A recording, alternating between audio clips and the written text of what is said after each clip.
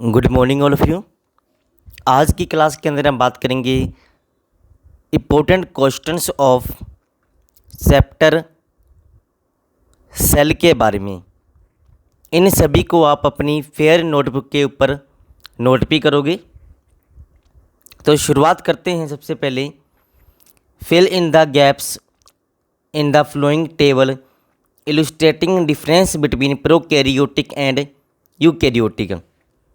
मैंने क्लास में आपको बताया था कि प्रोकैरियोटिक वो होंगे जिनके पास वेल डिफाइंड न्यूक्लियस नहीं होगा और यूकैरियोटिक वो होंगे जिनके पास वेल डिफाइंड न्यूक्लियस होगा। दोनों के डिफरेंस की बात करें तो पहला जो डिफरेंस आएगा वो साइज़ का आएगा। प्रोकैरियोटिक का साइज़ कम होगा, यूकैरियोटिक का साइज़ बड़ा होगा। आपको इसमें दिखेगा माइक्रोमीटर 1 to 10, इसको हम बोलेंगे माइक्रोमीटर। आगे नंबर 2 की बात करें, प्रोकैरियोटिक के अंदर न्यूक्लियस की मेम्ब्रेन एब्सेंट होगी, इसलिए आप इसको नाम दोगे न्यूक्लियोइड। लेकिन यूकैरियोटिक में न्यूक्लियस की मेम्ब्रेन को हम बोलेंगे न्यूक्लियर मेम्ब्रेन। इसके आगे हम बात करें, प्रोकैरियोटिक में एक सिंगल क्रोमोसोम होगा और यूकैरियोटिक में मोर देन 1 क्रोमोसोम होंगे। नंबर 4 की बात करें तो किसी भी ऑर्गेनल के ऊपर मेम्ब्रेन एब्सेंट होगी और यूकैरियोटिक के अंदर मेम्ब्रेन पाई जाएगी। आगे हम बात करेंगे, can you name the 2 organelles we have study that contain their own genetic material. इसका मतलब आप ऐसे 2 ऑर्गेनल के नाम बताओगे जिनके पास खुद के जीन्स होंगे, डीएनए होंगे। तो सेल के अंदर माइटोकॉन्ड्रिया और प्लास्टिड्स के अंदर दोनों के पास डीएनए खुद के होंगे। आगे हम बात करें, if the organisation of a cell is destroyed due to some physical or chemical influence what will happen. अगर सेल ख़त्म हो जाए तो क्या होगा? The cell will not able to revive and lysosomes will digest it. इसका मतलब ये होगा, एक बार सेल ख़त्म हो गया वह अपने आप को फिर से लिविंग बॉडी नहीं बना सकता, मतलब कि वो फिर से जीवित नहीं हो सकता। नंबर 3 की बात करें, why are lysosomes known as the suicide bag. क्योंकि हम एक सेल की बात करें, आपने वीडियो में भी देखा होगा जो मैंने आपको सेंड की थी कि किस तरह से एक सेल को आखिर में लाइजोसोम्स खा जाता है। तो इसी कारण से आप इसको क्या बोलते हो? Suicide bag. When the cell get damaged lysosomes may burst and enzymes digest their own cell. मतलब कि वो जो एंजाइम्स होंगे वो खुद के सेल को ख़त्म कर देंगे, इसलिए lysosomes are known as the suicide bag. Number 4 की बात करेंगे, where are protein synthesized inside the cell. Protein कहाँ पे बनते हैं? The protein are synthesized in the ribosomes that are known as the protein factory. Ribosomes को आप protein की फैक्ट्री बोलोगे। आगे हम बात करेंगे difference between plant cell and animal cell.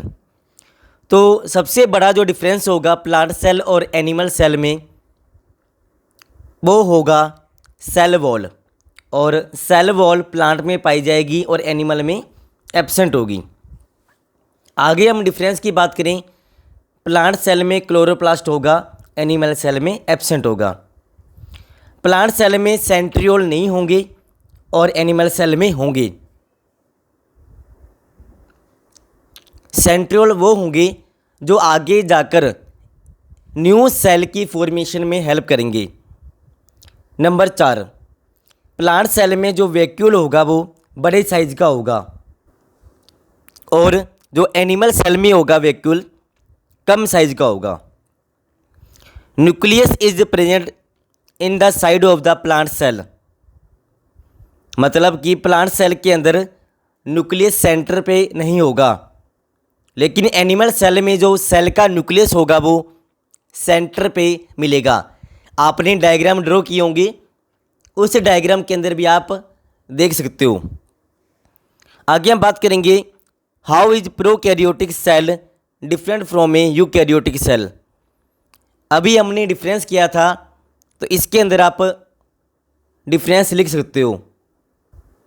इसके आगे हम बात करेंगे what would happen if plasma membrane rupture or break down. अगर प्लाज्मा मेम्ब्रेन जो आउटर बाउंड्री थी सेल की, अगर वो टूट जाए तो क्या होगा। If the plasma membrane rupture or break down then molecules of some substance will freely move in and out. मतलब कि जो सेल की बाउंड्री ख़त्म होने के बाद सेल के अंदर कोई भी जा सकता है और कोई भी सब्सटेंस बाहर आ सकता है। ऐसा होने से जो सेल होगा वो डैमेज्ड हो जाएगा। नंबर 4 की बात करेंगे what would happen to the life of a cell if there is no Golgi operators. Golgi operators की बात करें तो प्रोटीन जो राइबोसोम्स के द्वारा बनेगा उसकी पैकिंग में गोल्जी ऑपरेटर्स का इम्पोर्टेंट रोल होगा। अगर गोल्जी ऑपरेटर्स ख़त्म हो जाए तो क्या होगा। Golgi operators has the function of storage modification and packing of products of vesicles. If there was no Golgi body packing and dispatching of material synthesis by the cell will be stocked. मतलब कि जो packing वाला काम है वो ख़त्म हो जाएगा। आगे हम बात करें which organelles is known as the power house of the cell and why. कौन से ऑर्गेनल्स को हम power house of the cell बोलेंगे और क्यों बोलेंगे। Mitochondria is known as the power house of the cell because it release the energy required for different activity of the life. Mitochondria के द्वारा ही एनर्जी प्रोड्यूस की जाएगी और एनर्जी को स्टोर किया जाएगा, इसलिए एनर्जी होने के कारण इसको हम बोलेंगे power house of the cell. Number 6 की बात करेंगे where do the lipids and protein constituting the cell membrane get synthesized. Protein और लिपिड्स किसके द्वारा बनाए जाते हैं, तो इसमें नाम आएगा endoplasmic reticulum, ER, endoplasmic reticulum. Number 7 how does amoeba obtain its food. Amoeba कौन से प्रोसेस के द्वारा अपना फूड बनाएगा। Amoeba take it food by the cell membrane which form the food vacuole. Amoeba अपना जो फूड होगा वो सेल मेम्ब्रेन के द्वारा खाएगा। नंबर 8 की बात करेंगे व्हाट इज ऑस्मोसिस। ऑस्मोसिस के बारे में आपको पहले लिखवाया था, इसके अंदर वाटर की मूवमेंट होगी। Osmosis is the process of movement of water molecule from a region of higher concentration through a semi permeable membrane to a region of lower water concentration. Water की मूवमेंट को हम नाम देंगे osmosis, from higher concentration to lower concentration. तो आज के लिए हम इतना ही करेंगे।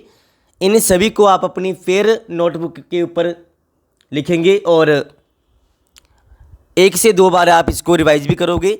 अगर कोई डाउट हुआ तो आप कमेंट बॉक्स में लिख सकते हो। तो आज के लिए इतना ही पढ़ेंगे। Thank you all of you.